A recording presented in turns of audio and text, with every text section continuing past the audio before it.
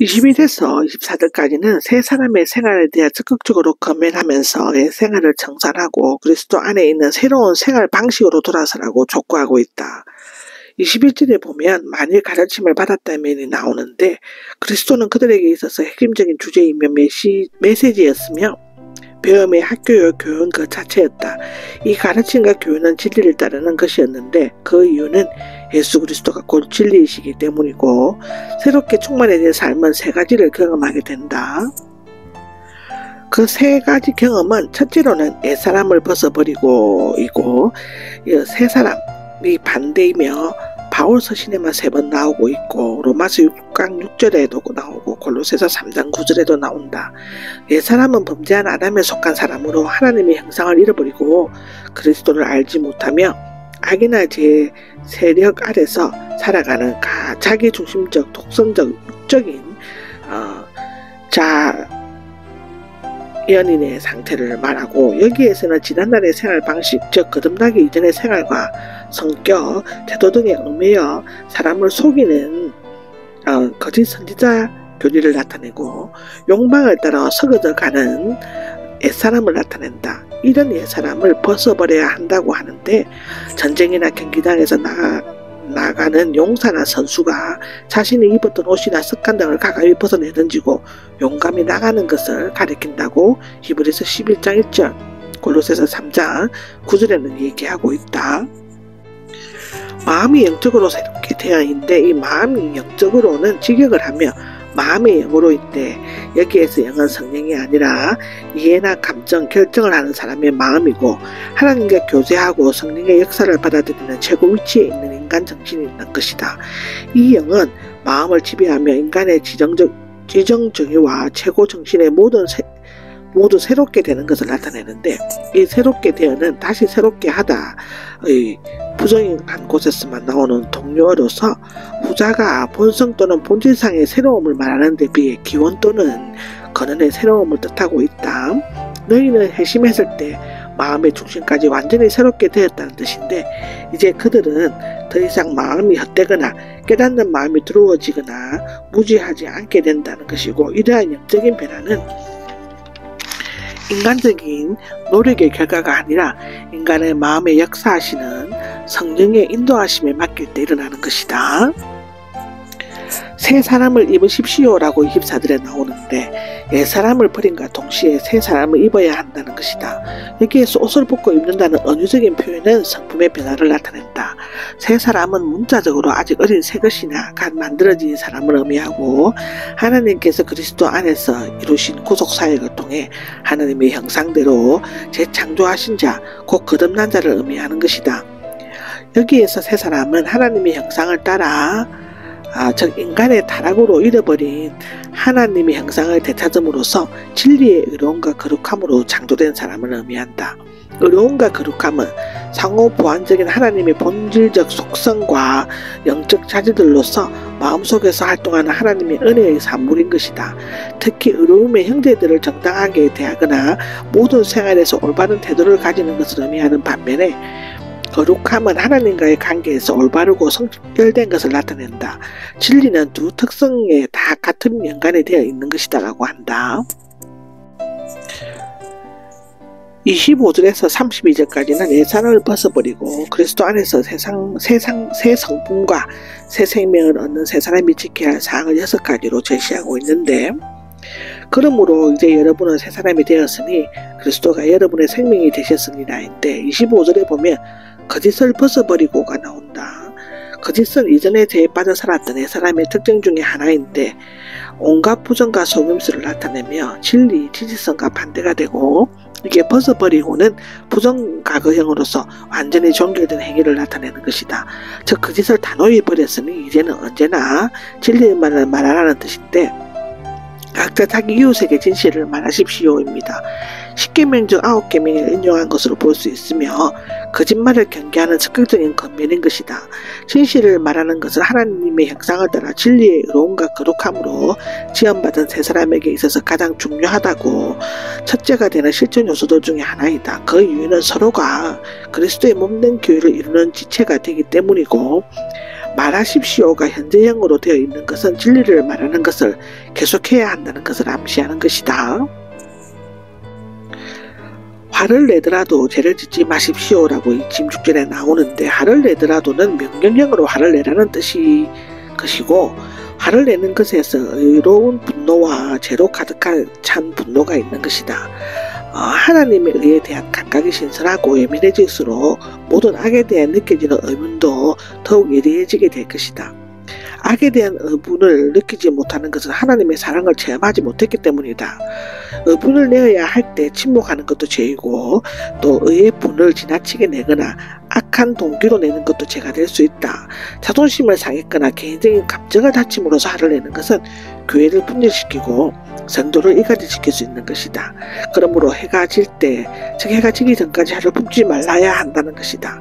결국은 바울은 화를 내지 말라고 권면하고 있는 것인데, 감정을 억제하지 못하고 계속 화를 품게 되면 마귀의 틈을 주게 되고, 마귀는 우리의 마음을 늘 엿보고 있다가 조금이라도 틈이 생기면 재빨리 그 안으로 들어와 교회를 분열시키고 성도들을 넘어뜨리게 되는 것이라고 야고보서 4장 7절에는 기록되어져 있죠.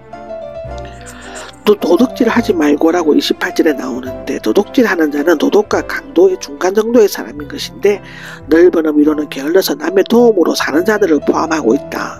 도둑질하지 말고는 제8계명으로서 공동체 생활에서 남의 물건을 훔치는 것뿐만 아니라 불의한 방법으로 이익을 취하는 모든 행위를 금하는 명령이다. 더 이상 도둑질하지 말고는 그들이 전에는 도둑질을 했지만 핵심 후에는 비록 하지 않았을지라도 또다시 그런 유혹에 빠지지 말라는 것이다. 이제 옛 사람을 벗어버리고 새 사람을 입은 그들에게 보다 더 적극적이고 건설적인 제안을 하고 있는 것이다. 가난한 사람에게 나누어 줄 것을 가지기 위해 자기 손으로 열심히 수고하여 남을 돕는 좋은 일을 하라는 것인데, 이것은 그리스도인이 지켜야 할 가장 기본적인 노동 윤리인 것이다. 그것은 노동의 목적이 부를 축적하는 것이 아니라 가난한 이웃을 돕는 좋은 일을 하는 데 있다는 것이고, 이것 또한 마가복음 10장, 로마서 13장, 고린도후서 8장 1절에서 15절에 기록되어져 있는 것이다. 입에서는 어떤 더러운 말도라고 19절에 나오는데, 29절에 새 사람이 된 그리스도인의 언어 생활에 대한 권면인 것이다. 교회 생활에서 가장 조심해야 할 것은 말을 조심하는 일이다. 더러운고 추잡한 앞담이나 남의 마음을 상하게 하는 상스러운 말은 입 밖에 내지 말고 방부제인 소금을 쳐서 언제나 깨끗하고 생기있고 긍정적인 말을 보존하라는 것이다. 오히려 적극적으로 다른 사람을 세워줄 수 있는 좋은 말을 해야만 하는 것이고, 세워줄 수 있는 것은 원래 건축 건물을 가리키는 말로 사용되었는데, 하나님께서 인간에게 입을 주신 것은 하나님께 감사드리고 이웃 사람들을 주기 위함 때문에 언제나 남에게 유익을 끼치는, 듣는 사람들에게 은혜를 끼치는 말만 해야 한다는 것이다. 한치의 혀, 말 한마디는 사람이나 교회를 세울 수도 있고 무너뜨릴 수도 있는 무서운 힘을 가지고 있다. 우리들은 마지막 날 행동뿐만 아니라 농담과 같은 무익한 말까지도 하나님의 심판을 받게 될 것이라고 마태복음 12장 36절, 37절에는 기록되어져 있다.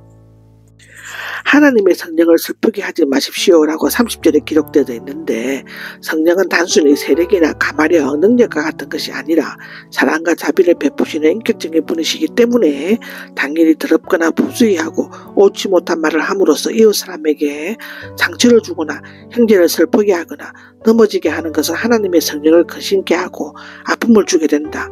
흔히 하나님의 영 또는 영어로 표현되는 것은, 하나님의 성령으로 표현되는 것은 그 이름을 정중하게 높이고 인격성을 강조하기 위함인 것이다. 하나님의 성령은 하나님께서 그리스도인의 소유주의심을 보증하는 표로서 믿는 자에게 인치시는 일을 하시는 것이고, 속량의 날을 위해가 나오는데, 전치사 속으로까지보다는 위로 번역하는 것이 좋다. 속량의 날을 본세에만 사용되게 있는 것은 그리스도께서 재림하셔서 구원을 완성하시고 심판하시는 주의 날, 그리스도의 날을 의미하고, 그날에는 틀림없이 구원받는다는 보증을 하려고 하나님의 성령은 신자에게서 떠나지 않고 역사하시며 이를 져주신다는 것이다. 온갖 독설과 비방하는 것을 내버리십시오인데, 25절부터 열거되어 있는 옛사람의 악행들을 여기에서 다시 종합하고 있다. 여기 온갖 독설은 매우 격분되고 날카롭고 도끼를 품고 남을 해치려는 마음을 말하는 것이다. 격분은 악독해서 나온 것으로 격정적으로 일시적인 분노를 말한다. 화냄은 분을 품음, 자극 등을 의미하고 보복하려고 극분을 마음에 오래 품고 사리사욕을 위해 비겁하게 분내는 것을 나타내는 것이다. 이 고함치는 것은 적개심을 가지고 분노를 터뜨리면서 소란을 피우고 소리 지르는 것을 의미한다. 비방하는 것은 중상모략 등을 의미하고 악의를 품고 상대방을 비난하거나 모욕을 주는 것을 나타내는데 때로는 하나님을 거역하여 말하는 것을 의미하기도 하는 것이다. 악의는 사악함, 해야 할 마음을 의미하며 앞에서 언급한 5가지 악을 나오게 한 내적 뿌리라고 할 수 있는데 바울은 모든 악덕을 꽃피우게 한 근원이 밑뿌리부터 제거할 것을 명령하고 있다. 내버리십시오는 가져가다 깨끗이 썰어버리다의 제일 부정한 의형으로서 더 이상 모든 악독한 관계를 맺지 말고 쓰레기를 내버리듯 깨끗이 썰어버리라는 뜻을 말하고 있는 것이다. 마지막 32절에 서로 용서하십시오 하는데 앞에서 금하지 하는 명령을 내렸지만 여기에서는 서로 용서할 것을 권면하고 있는데 3가지 긍정적인 명령이 있는 것이다. 첫째, 서로 친절하고 둘째, 부드러운 마음으로 대하고 셋째, 서로 용서하십시오이다. 하나님께서는 그리스도 안에서 친절과 사랑으로 용서해 주신 것 같이 서로를 용서해 줘야 한다는 것이다. 여러 가지 긴박하고 살벌한 경쟁 사회에서 남을 용서하며 살아간다는 것은 자연인으로서는 도저히 불가능한 일이다. 그러나 그리스도인과 완전히 연합하고 성령의 지배를 받고 하나님의 사랑을 본받게 되면 원수까지도 용서하고 사랑할 수 있게 된다. 이 세상의 3가지 긍정적인 명령들의 이유는 그리스도 안에서 하나님을 믿는 자들에게 친절하시며 부드러운 마음으로 대하시며 용서하시기 때문인 것이다.